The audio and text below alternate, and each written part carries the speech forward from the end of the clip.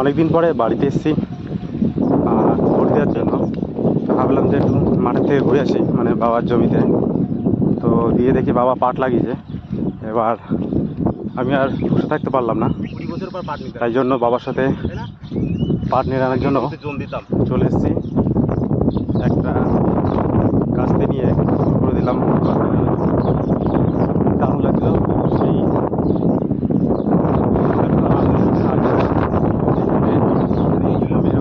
জমিতে পাট নিড়াতে আসতাম এবং লোকের জমিতে যেতাম, কিছু পয়সা পেতাম, হয়তো 20 টাকা 30 টাকা পেতাম।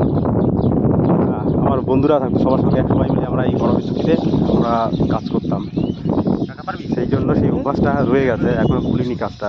যতই যেখানে কাজ করি সেখানেই থাকি। দারুণ লাগে আমার এসব। বাড়িতে এসে মাঝে মাঝে করি, কিন্তু ভিডিও করা হয় না। তো ভাবলাম যে তোমাদের সাথে একটু শেয়ার করি যে গ্রামে আসলে আমি কী করি। তো ভালোই লাগছে, কারণ সেরকম একটা রোদ নেই। রোদ থাকলে একটু হয়তো আমার অসুবিধা হয়ে যায়। প্রচণ্ড হাওয়া। ওই এদিকে আয়। দাঁড়া এখানে লাগে কাজ করতে নিজে বাবা করে সারাক্ষণ তো কাজ করে, হেল্প হবে। তো অনেকটা কাজ করেছি। গরম নেই বেশি মানে এই তো আজকে তোর সকালের দিকে আসলাম। যা তাহলে।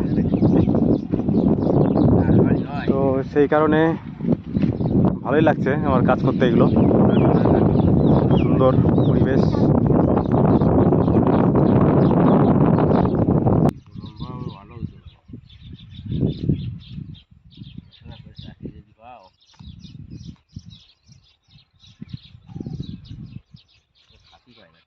ঘাস নিয়ে গেছিলাম,